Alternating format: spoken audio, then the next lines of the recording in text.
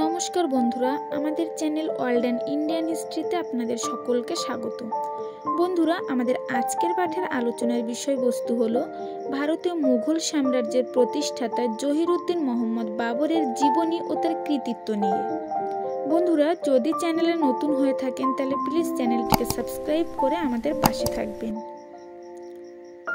জহিরুদ্দিন মোহাম্মদ বাবরের শরীরে তুর্কি ও মঙ্গোল রক্তের সংমিশ্রণ ঘটেছিল। বাবর পিতার দিক থেকে ছিলেন তুর্কি নেতা তৈমুর লংয়ের পঞ্চম পুরুষ এবং মাতার দিক থেকে মঙ্গোল বীর চেঙ্গিস খাঁর চতুর্দশ পুরুষ।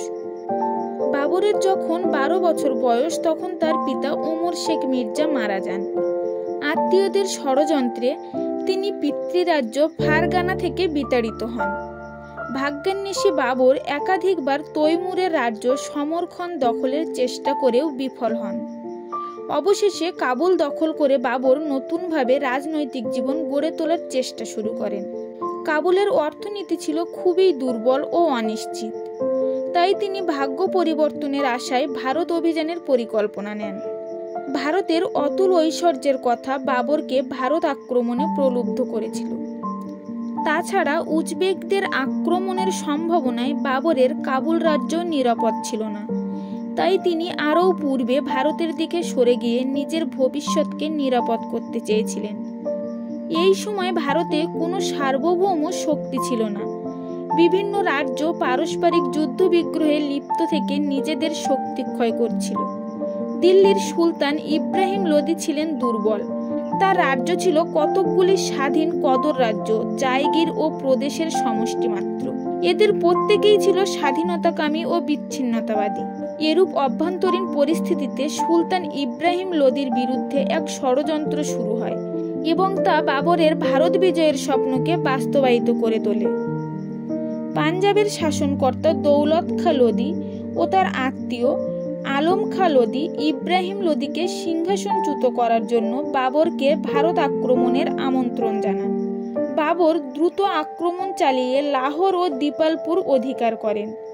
ষড়যন্ত্রকারীদের ধারণা ছিল বাবর তাদের হাতে দিল্লি তুলে দিয়ে কাবুলে ফিরে যাবেন, কিন্তু বাস্তবে তা ভ্রান্ত প্রমাণিত হয়।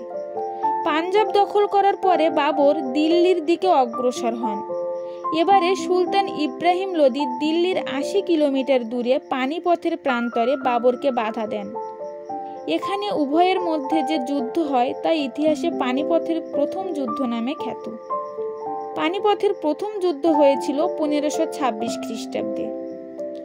এই যুদ্ধে বাবরের সৈন্য ছিল মাত্র 12,000, কিন্তু ইব্রাহিমের সৈন্য সংখ্যা ছিল 40,000। এই অসম যুদ্ধেও শেষ পর্যন্ত বাবর জয়ী হন। যুদ্ধক্ষেত্রে ইব্রাহিম নিহত হন। এই যুদ্ধে পরাজয়ের ফলে লোদি শাসনের পতন ঘটে এবং দীর্ঘস্থায়ী দিল্লি সুলতানের অবসান হয়। এরপর বাবর নিজেকে হিন্দুস্তানের বাদশাহ বলে ঘোষণা করেন এবং নিজের নামে খুতবা পাঠ করান। তিনি লুণ্ঠিত অর্থের কিছু সৈন্যদের মধ্যে বিলিয়ে দেন। নিজেকে হিন্দুস্তানের বাদশাহ ঘোষণা করলেও বাবরের কর্তৃত্ব ছিল দিল্লি ও আগ্রাতে সীমাবদ্ধ। তাছাড়া বিভিন্ন ভারতীয় শক্তি তখনও বাবরকে ভারত থেকে বিতাড়নের চেষ্টায় রত ছিল। এদের মধ্যে প্রধান ছিল আফগান ও রাজপুত জাতি।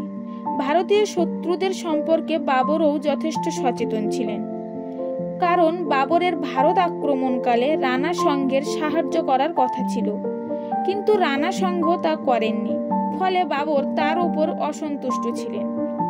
অন্যদিকে বাবর কালপা, যোধপুর, রায়না প্রভৃতি স্থান দখল করলে রানা সংঘের বিপদ দেখা দেয়। তখন তিনি বিভিন্ন রাজপুত নেতাদের ঐক্যবদ্ধ করে মুঘল বিরোধী শক্তি সংঘ গঠন করেন।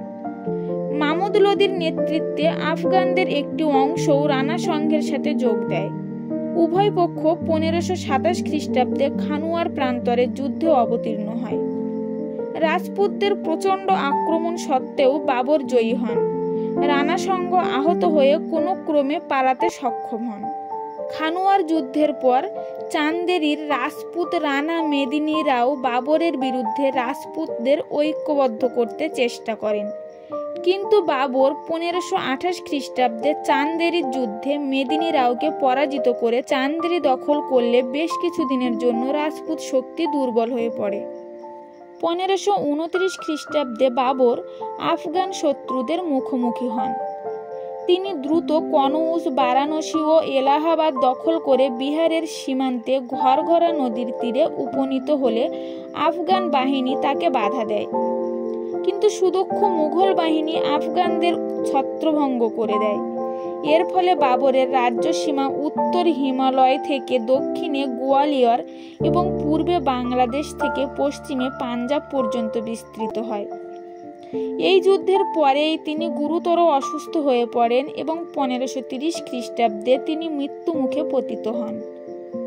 বাবরের কৃতিত্বের মূল্যায়ন করতে গিয়ে অনেক ঐতিহাসিক বলেছেন, বাবর কেবল রাজ্য জয় ছাড়া কোনো মৌলিক সাংগঠনিক শক্তির পরিচয় দিতে পারেননি। ভেঙে পড়া সুলতানি শাসনের পরিবর্তে তিনি কোনো নতুন শাসন কাঠামো রচনা করেননি। কিন্তু বাবর সম্পর্কে এই মূল্যায়ন যথার্থ নয়, কারণ ভারতে বাবরের কার্যকাল ছিল মাত্র 4 বছর। এর অধিকাংশ সময়েই তিনি যুদ্ধ বিগ্রহে লিপ্ত থাকতে বাধ্য হয়েছিলেন। স্বাভাবিকভাবেই এত অল্প সময়ে শাসন কাঠামো সুনির্দিষ্ট করা তার পক্ষে সম্ভব হয়নি। তাছাড়া মুঘলরা এদেশে ছিল বহিরাগত এবং অনাহুত, তাই পুরানো সবকিছু ভেঙে নতুন কিছু করা উচিত হতো না। বরং পুরানো প্রচলিত ব্যবস্থা কায়েম রেখে তিনি প্রাচীনপন্থীদের সন্তুষ্ট করতে পেরেছিলেন। ঐতিহাসিক ঈশ্বরী প্রসাদের মতে রাজপুরুষ, যোদ্ধা এবং পণ্ডিত হিসেবে বাবর মধ্যযুগের শ্রেষ্ঠ সুলতানদের অন্যতম ছিলেন। তো বন্ধুরা, এই ছিল আজকের ভিডিও। যদি ভিডিওটি ভালো লাগে তাহলে প্লিজ ভিডিওটিতে একটা লাইক করে দেবেন। আর বন্ধুরা, আপনারা যারা এরকম ধরনের ভিডিও দেখার জন্য ইন্টারেস্টেড, তাহলে প্লিজ আমাদের চ্যানেলটিকে সাবস্ক্রাইব করে আমাদের পাশে থাকবেন।